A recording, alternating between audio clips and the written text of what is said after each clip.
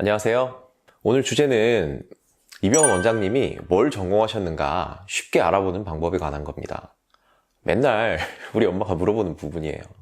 제가 몇 번을 설명을 해줘도 모르고 요즘에는 많이들 아신다고 생각했는데도 성형외과 전문의인 줄 알고 수술 받았는데 알고 보니 탁과 전문의였다. 이런 이야기 하시는 환자분들도 가끔 있습니다.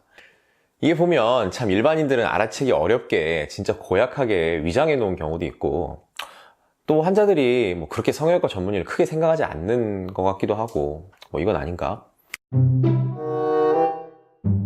실제로 저희 어머니는 안과 전문의 선생님한테 쌍수 받으셨거든요. 아무튼 내가 수술 받을 의사가 무슨 과 전공했는지는 알아야 되지 않을까요? 저도 이걸 찍으면서도 새삼 씁쓸하네요. 진짜 이거에 예민한 과는 아마 의사 중에 성형외과랑 피부과밖에 없을 거예요. 왜 그렇게들 성형외과, 피부과 붙이려고들 하는지.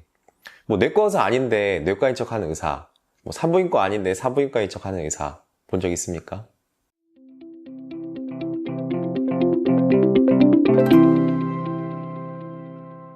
제일 먼저 직관적으로 알 수 있는 거는 병원 홈페이지를 검색해 보는 거예요. 거기에 성형외과 전문의라고 명시가 되어 있으면 그건 확실히 성형외과 전문의라고 보시면 됩니다. 외과 전문의랑 성형외과 전문의는 또 달라요. 외과는 위암, 대장암 이런 환자들 위절제하고 장절제하고 흔히 일반 외과라고 알려진 과목입니다. 맹장 수술이나 치질 수술 같은 것 주로 외과 영역이 되겠습니다. 거리 돌아다니시다 보면 항문외과, 항장외과 이런 간판들 한 번씩 보셨죠? 인체 장기 이름을 간판에 못 넣도록 의료법에 명시를 해놨기 때문에 항문이라는 장기 이름을 못 쓰기 때문에 비슷한 이름을 쓰는 겁니다. 확실하게 하기 위해서 몇 가지 더 확인해 보실 필요는 있습니다. 하도 그럴듯하게 써놓은 경우들이 많기 때문에 여러분이 본 글씨가 성형외과 전문의가 아닐 수도 있어요.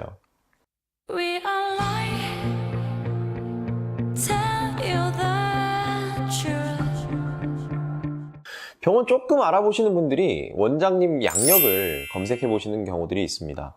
양력도 보시면 바로 알 수 있어요.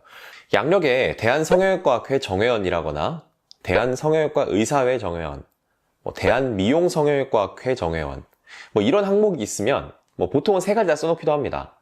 이건 성형외과 전문의 맞습니다. 이렇게 복잡하냐 하실 수 있는데 대한성형외과학회하고 대한성형외과 의사회하고 차이가 있는데요. 학회라는 거는 학자에서 보듯이 학문 쪽에 치우친 단체입니다. 성형외과에 대한 연구, 학술 논문 발간하고 학회 개최하고 하는 이런 모임이고 때문에 여기는 레지던트들도 성형외과 레지던트, 수련이들이죠. 이런 경우들도 준회원으로는 다 가입이 돼요. 의사회라고 하면 말 그대로 성형외과 의사들 모임. 여기는 전문의 번호가 있어야만 로그인이 되고 성형외과 전문의들만 들어갈 수 있는 곳이에요. 여기서 성형외과 전문의들끼리 구인구직 광고도 올라오고 개원과 동정도 나누고 전문의 모임이라고 보시면 됩니다. 병원에 가면 이런 입간판들이 있는 병원들이 있어요. 배너를 제작해서 만들어주는 이런 데가 성형외과 의사회라고 보시면 되겠습니다. 이것도 의사회에서 만들어주는 거거든요. 근데 성형외과 전문의가 맞는데 이런 입간판이 없는 경우도 있어요. 아마 원장님이 대한성형외과 의사회 회비를 잊어버리고 안 내셨을 가능성이 높습니다. 대한미용성형외과학회라는 데는 성형외과 분야 중에서도 미용 부분만 따로 연구하고 모이는 곳이라고 보면 됩니다. 미용학회 논문 저널도 따로 발간을 하고 학회도 합니다. 여튼 이 셋 다 진짜 성형외과 전문의여야만 가입도 할 수 있고 써놓을 수가 있는 것이죠. 양력에 이런 게 써 있으면 전문의가 맞다는 겁니다.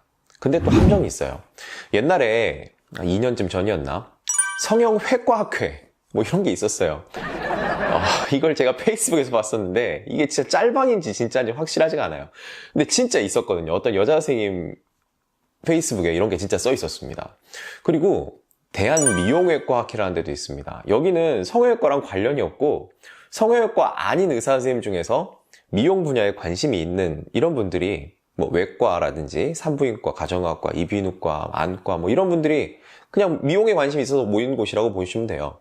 여기는 성형외과랑 관계가 없는데 제가 이번에 한번 이거 영상 준비하면서 찾아서 들어가 봤는데 학회 소개란에 첫 줄이 성형외과로 시작해서 성형외과를 되게 대차게 뭐라고 하신 글들이 있더라고요. 제가 절대 다른 과나 선생님들을 비하하고 싶은 생각은 없는데 이렇게 우리 과를 비난하고 까내려 놓으시니까 할 말은 많은데 하지 않겠습니다. 여튼 미용학회 말고도 한국미용외과학회 뭐 비슷비슷하게 지어놓은 님들이 진짜 많습니다. 잘 보셔야 되고요. 사실 간판만 제대로 보시면 무슨 과인지 다 알 수 있습니다. 이런 것들은 근데 홈페이지든 페이스북이든 카카오 풀친이든 검색을 해서 알아야 되는 부분이라 좀 귀찮은 부분이 없지 않아 있습니다. 근데 이런 검색하지 않고도 간판만 봐도 딱 알 수가 있습니다. 뭐 전문의 시험이 아니라 이건 의사 면허 시험 과목 중에 의료법규라는 과목이 있어요. 한마디로 이건 알아야 의사를 자격을 준다는 거죠. 근데 이 의료법 40조 4항에 이런 조항이 있습니다. 개설자가 전문의인 경우에는 그 의료기관의 고유 명칭과 의료기관의 종류 명칭 사이에 인정받은 전문 과목을 삽입하여 표시할 수 있다. 의료기관의 종류 명칭은 의원이냐 병원이냐 이 말이에요. 병원은 입원실이 30개 이상이면 병원이죠. 고유 명칭이라는 것은 말 그대로 병원 이름이죠. 뭐 홍길동 의원, 예쁜 의원 뭐 이렇게. 그러니까 성형외과 전문이라면 홍길동 성형외과 의원 이게 가능한 거예요. 근데 이것도 또 비슷하게 써놓은 의원들이 많아요. 특정 병원을 언급하면 안 되는데 이건 뭐 너무 유명한 거니까 하나 언급할까 싶어요. 옛날에 그 최순실 사건 때 무지무지하게 유명했던 그 병원 맞는데요. 보시면 땡땡 의원, 진료과목, 성형외과 이렇게 적혀 있죠. 그러니까 병원들이 의료법은 피하려고 적긴 적는데 일부러 의원이랑 진료 과목 글자를 작게 쓰는 거예요. 멀리서 보면 땡땡 성형외과처럼 보이게 하려고. 근데 사실 이것도 불법이에요. 의료법 시행규칙 42조를 보면 진료 과목을 함께 표시하는 경우에는 진료 과목의 명칭을 표시하는 글자 크기의 2분의 1 이내로 하여야 한다 이렇게 돼 있거든요. 그러니까 엄밀히 말하면 글자 크기가 너무 큰 거죠. 실제로는 이렇게 써야 되는 겁니다. 실제로 간판들 자세히 보시면 땡땡 의원, 진료 과목, 성형외과, 피부과 적혀있는 병원의 경우에 성형외과, 피부과라는 글자가 병원 명칭의 2분의 1까지는 아닌데 미세하게 작은 병원들이 있어요. 약간씩 법을 피해가고 싶은 거죠. 뭐 엄밀히 말하면 이것도 걸린다고 합니다. 쉽게 정리하면 병원 간판을 볼 때 병원이나 의원 글자를 먼저 찾으세요. 그리고 그 앞에 적힌 글자를 보면 답이 나옵니다. 의원이라는 글자보다 성형외과가 먼저 나오면 그건 전문의 병원인 거고, 의원 글자보다 뒤에 성형외과가 적혀 있으면 그건 전문의가 아닌 거예요. 이 간판에 표시하는 전문 분과는 내과나 이비인후과, 외과, 산부인과, 타과도 다 마찬가지입니다. 의원이라는 글자가 있고 그 앞에 뭐 외과 의원, 산부인과 의원 이런 식으로 앞에 먼저 나오면은 그건 전문의 병원이 맞는 거예요.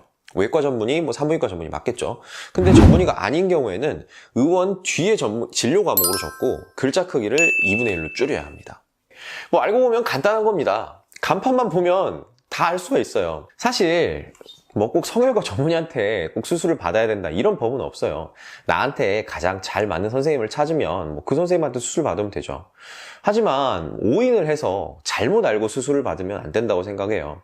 내가 한 번 받는 수술인데 전문 분야가 어딘지는 알고 수술을 해야 되지 않을까요? 오늘 영상은 여기까지입니다. 도움이 되셨다면 좋아요, 구독 부탁드리고요. 다음에는 더 좋은 주제로 돌아오겠습니다. 감사합니다.